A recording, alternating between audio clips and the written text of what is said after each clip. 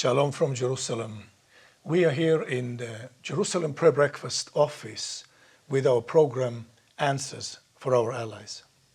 With me today is an amazing person.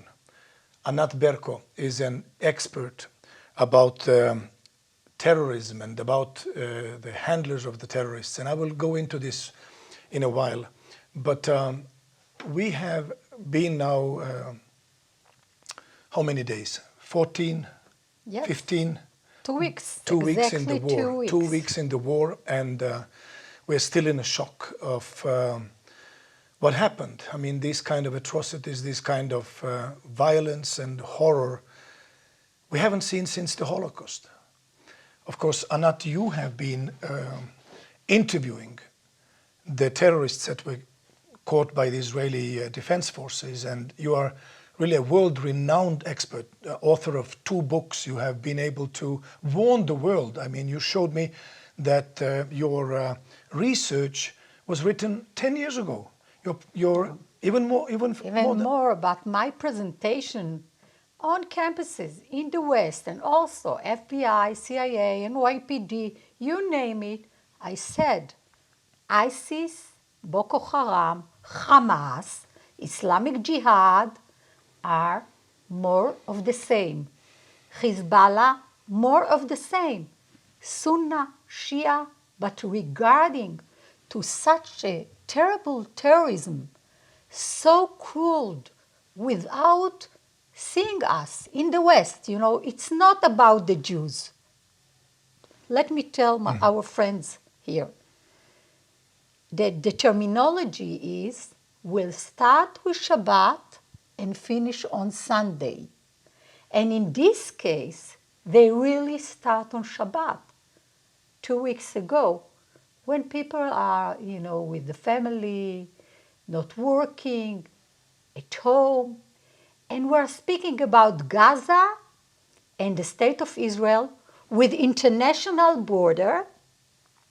It's not about settlers or soldiers in Gaza. We had a disengagement from Gaza 18 years ago. And on the other side, you have kibbutzim and cities, Israeli cities. And constantly they are targeting civilians with rockets, with terrorists who are infiltrate inside Israel. And now with this mega terror attack from Gaza to Israel, same pattern like ISIS, same pattern, with weapon, with this state of mind, of tunnel vision that we are going to kill all of you, with dehumanization toward the people. We saw they slaughtering babies, children that they beheaded, raped children and women. Children, babies, they raped babies.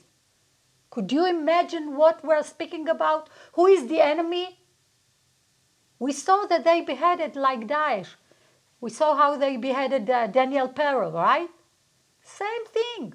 But here, in mass atrocities, people felt like in the Holocaust, in the Shoah. And you know what? It's different because we have our state and we're going to defend ourselves. Let me tell you another thing, Albert. You know that I'm Jewish from Iraqi origin. I consider myself as an Arab Jew. Both of my parents were born in Baghdad. I like the culture. I love the food. I cook this food for my kids. But I think that we have gap of values, and we're unable in the West to understand what the inside world of those people. We think that they are crazy, they are not rational. No. Hamas, ISIS, they are very, very rational. They want to kill all of us. And what is interesting, for my PhD dissertation more than 20 years ago, I was still in the Army. I'm Lieutenant Colonel in the Army in the Reserve. So I bring here to the table my perception and my opinion, not just from the academia. And I know that people like to say, oh, you are from the academia. I'm Lieutenant Colonel in the Army. I served in the Southern Command. I was in Gaza so many years. I know Gaza from the inside. So we need to change our attitude. When I interviewed the founder of the Hamas organization, Sheikh Ahmad Yassin, in 1996, he told me, we reject everything that have the West to offer. Modernity, whoredom of women, all of the women in the West, in his opinion, are loose women. But we'll take the technology, we'll take the benefits that the West can offer, and after that we'll smash the flower. It's like a bee and a flower. We'll take everything, we'll suck the nectar, but after that we'll smash the flower. And this is the attitude.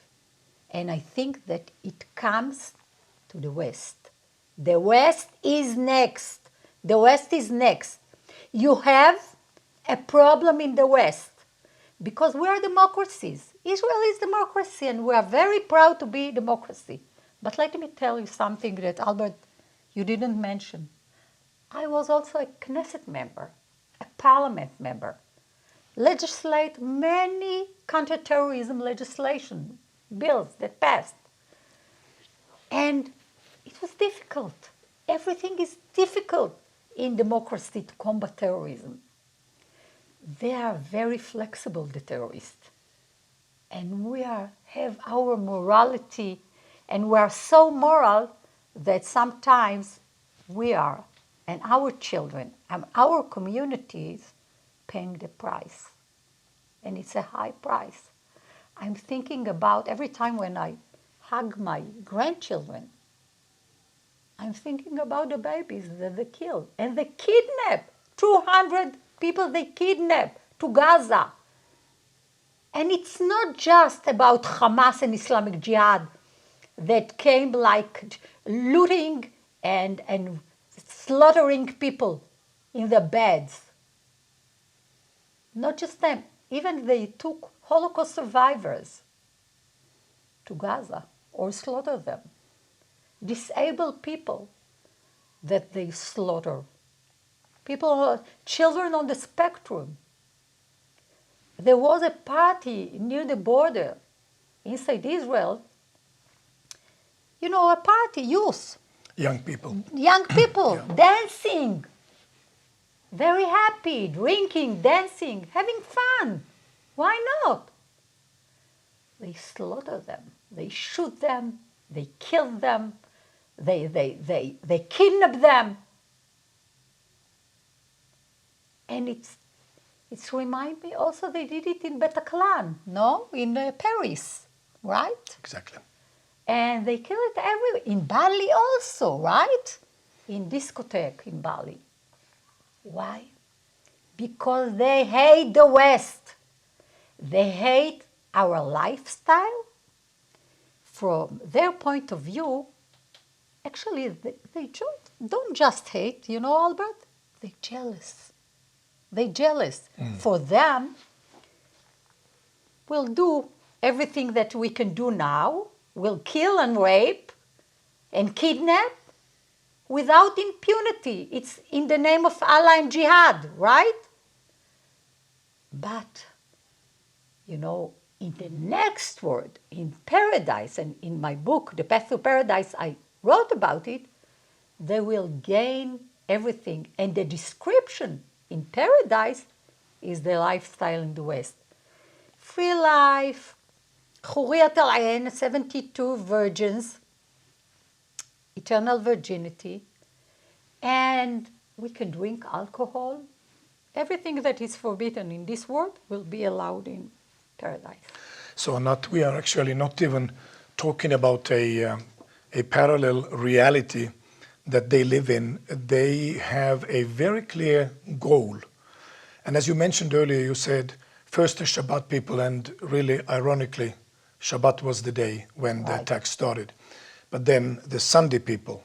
So they have a goal, not just taking vengeance or, somehow punishing the Jewish people. They have the goal of exterminating the Jewish people, taking Jerusalem, and then taking on the whole world. I understand that these are the stated goals of these Islamic radical movements. So you have been actually warning for decades against these movements, and you've been trying to tell people about these dangers. But as it seems, people didn't really listen. I think that we have in our optimistic way of living and perception in the West that we have wishful thinking, you know. So we thought, okay, Israel, although we withdraw from Gaza Strip, no soldier, no settlers there, we are on the international border, we'll help them. We'll give them jobs, we'll bring them food, fuel, medical treatment, everything. But we saw even people who got medical treatment inside Israel try to kill the doctors who took care of them. Let's say one famous suicide bomber that crossed the border for medical treatment on a daily basis, and we saved her life, and she tried to kill the doctors in Soroka hospital in the Negev. Why? So we cannot come without our politically correctness to those people. You have a lot of enclaves inside Europe and America. No-go zones in many places, we need to admit it. And sometimes you cannot prevent from doing anything, any territory, because, you are a democracy and you come and you impose your morality on those people. But for them, there is a splitting. On the one side, their own people, Dar el-Islam, and the other side, it's Dar el-Harb, where is the war. Let's take the September 11 mega terror attack. The people there who carry out this attack were not poor. There was no poverty. They got the best education in America and other places. Bin Laden, he came from a family that are billionaires. And they carry out this terror attack to kill as much as they can. Why? And why Christian? You know what? Let's take Bethlehem for an example. Bethlehem was a Christian city. Not anymore. Not anymore. How many Christians were in Gaza? Almost nothing. And my parents fled from Iraq, like many other Jews from Arab countries. They fled from Iraq. Actually, my father fled to Iran. Iran gave him a shelter. There was an underground that helped Jews from Iraq to fled from Iran to come to the state of Israel. Iran, a state-sponsored terrorism, is the Shia version of ISIS with the state.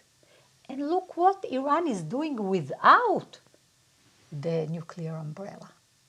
Think about the nuclear umbrella. It is exactly the point I wanted to make. We are talking about the bigger picture now, and this is the nuclear ambitions of Iran. Mm-hmm. Iran has a very clear goal to achieve nuclear weapons, to achieve the capabilities of reaching the big Satan, the United States of America, the small Satan, Israel. And I understand that in their theology, and you know their theology, you know how they think because you've been interviewing the terrorists. They have an idea that they need to create world chaos. And then the Mahdi, their the Mahdi redeemer, will be back. So for them, it's the goal to create chaos. For them, there is apocalypse. and to create this apocalypse, the end of the world, for the Mahdi to come back.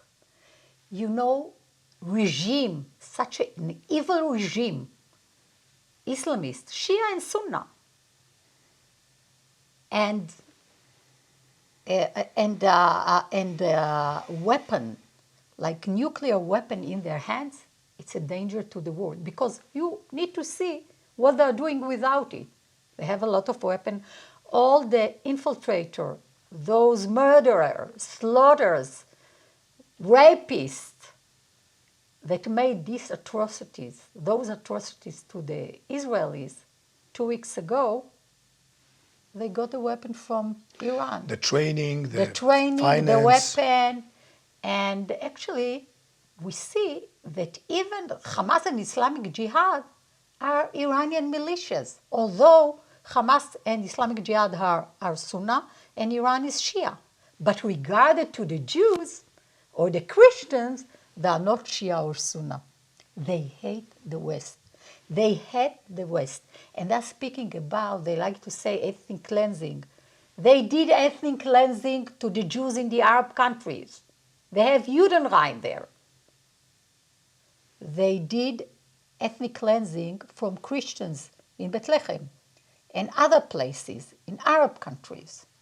But when they come to the West, they like to have the towers, the very high mosque that will be higher than the churches, and they have their community, and sometimes you see a lot of incitement in their inside the mosques, like we saw in September 11, the mosque in Hamburg, that there actually they had this network.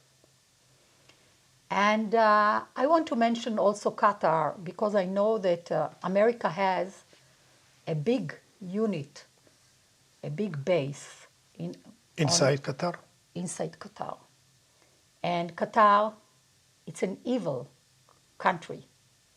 They have Al Jazeera as a force to incite inside in the world. They are much more tender in English than in Arabic, because I watch it in Arabic. But we see that all the heads of the Hamas organization now in Qatar, they get the most hospitality there. Well, all the finances that have come in these recent years to Hamas, and I want to also talk about the recent news about the first hostages being freed. I understand that Qatar was also in the talks that led to freeing these two women. I think that I'm very happy that they were released. Absolutely. But let's say, I think that we do not want to see selection like in the Shoah, in the Holocaust, that people who have foreigners' passport, they will be released before the Israeli Jews. So it's horrible. We don't want to see that. It was in Entebbe, it was in the Shoah. We don't want to see that. They need to release all the hostages right now, and the world should stand with us for that. But how do they do that? I mean, we have a demonstration in Geneva tomorrow. We have been speaking about this. Some of the parents of the hostages will be there. They have these posters, kidnapped the children, Israeli babies, Israeli children. And do you think that the European countries will have the strength, the morality? I know that European Union now did condemn Hamas and did declare that Israel has the right to get rid of Hamas. But I think the efforts should go towards Qatar. As you mentioned, this is the head of the snake. This is where the evil is seated. So what can be done? Doing demonstrations at the Qatar embassies, in front of them? Qatar can deliver it. Qatar can deliver it. So they need to deliver it. They have the heads of Hamas inside Qatar. They need to deliver it. because we are going to take care of our security, and we'll find those people, and there will be a war, and a war, it's a lot of blood. And the Hamas don't care about their own people. We shouldn't care about their own people, the Palestinian people, instead of the Hamas, who were ruler inside Gaza.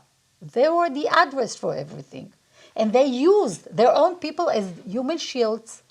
They put children on the roof when they targeted children inside Israel with rockets. So I think that Qatar, if they want to change something in this equation, they need to release, Qatar need to release the people who they kidnap.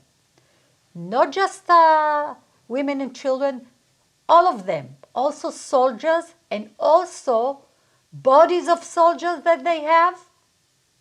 And they kidnap also Arabs, Israeli Arabs. It's amazing. No, they murdered everybody. They murdered the foreign workers. They murders, they slaughters women with hijab, with veil.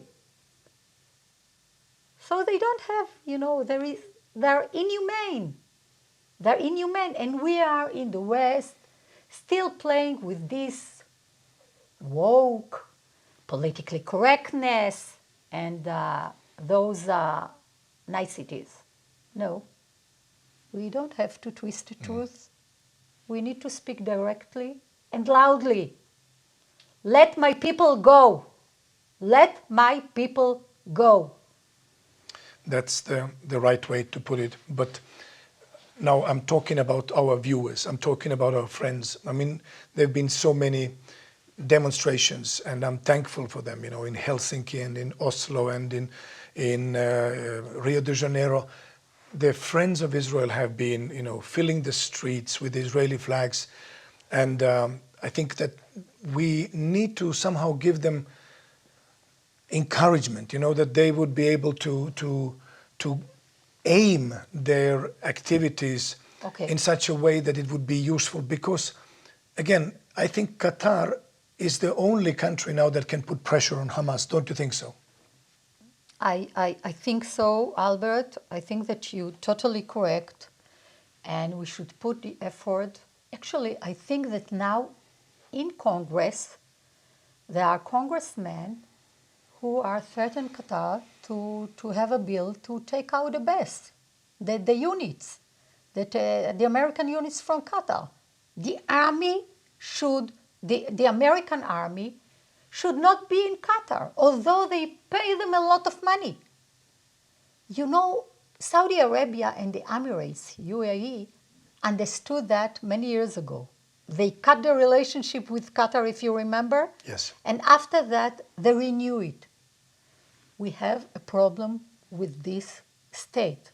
A tiny state, 300,000 people and 2 million slaves for them, with a lot of money, and they are playing with this Wahhabism and import their radical Islamist ideology that cause damage to Christian people, to Jewish people, to people as a whole in the West. And Israel is part of the West. We are in the front line of the West. So we need to tell Qatar enough is enough. Enough is enough. Not to let Al Jazeera to broadcast in English. Not in Arabic, not in English in the West. It is against our interests. Now, Israel actually now stopped Al Jazeera. We didn't say that Al Jazeera related to Qatar. They own it. Yes, but the Israeli, Al Jazeera in Israel activities have been stopped now, is it correct? Because they were actually mentioning the troop movements, and they were giving information that is intelligence. They're spying, you mean? Spying, absolutely spying. They are spying. There is incitement there. They are speaking not in correct way, but also I saw Western like the BBC that stick to the lies. Yeah, they cannot say that Hamas is terrorist. And they cannot say that Hamas terrorist. Okay, they slaughter babies, they rape them, they rape women, they slaughter women and children, they burn houses with the people inside, but they are not terrorists. Let me tell you something. It will hunt you in your houses, in your nice living areas, because we know that nothing stops with the Jews. And those Nazis, the new Nazis, they're worse than ISIS. You know why? Let me tell you something, Albert. ISIS, I call them in my research jihad tourists. They were tourists, to rape and to kill and to slaughter all those Eids, emotion, without impunity and with the name of Allah. But Hamas governed Gaza. They had the responsibility to his own people. They're not jihad tourists. They're jihad, Salafiyah, Jihadiyah, and they caused the damage to their own people. And for us, it's remind us the Shoah and the Farhud. My mom and my father were in the Farhud. It's also a pogrom that was in Iraq. And let me remind you, Abdelkader al-Husseini, this Nazi guy, Palestinian guy, collaborated with Hitler. They had a plan to have concentration camps in Jenin area. We remember that. So the roots of the Nazis, they have it also. And I interviewed people that said, Israel is a big ghetto. We'll kill all of you. And let me tell you something. A lot of Israeli Christians now, Arab Christians, serving in the army. And they don't want to say Arab. They call themselves Arami Christian. They served in the army. They helping in everything. And also Muslim Arabs that deny this horrible behavior that Hamas carry out those atrocities against the Jewish people. So I think that we need to fight together. Practically, a lot of demonstration near the Qatar embassy everywhere, consulate, embassy. The other thing is to kick out Al Jazeera in English and in Arabic from every place that you can. This tool that Qatar use to incite Islamists against the West, that's it. We need to expose it now and not to let them continue playing with this double face. Anat, when you were interviewing the terrorists in the prisons, you were really able to look into their soul. You were able to really look into their eyes and into their heart. You were one of the first ones who was able to literally expose many of those things that you're sharing here. Now, when you saw that, what was your first reaction as a mother? As a mother of three, you have 3 children, right? Yeah, 3 grandchildren. Let me tell you something. Lily is sitting here, my daughter, and I was interviewing even a female suicide bomber that failed. And after we talked, and the session was very open and very empathetic session, as a tool of research. To empathize doesn't mean to identify. And she stood up and she hugged me, this terrorist, and she told me, I just want my mom. And she was that high, And I thought to myself, wow, she's like Slil, my daughter. But she could kill her when she was intending to blow herself in a school bus or somewhere else. Thank you, Anat. This is very, very important insights that you've had, and like Anat said, what starts with the Jews will never end with the Jews. So we need you to stand with us and support us and strengthen us. So may God bless you from Jerusalem, and see you again tomorrow, 1 o'clock.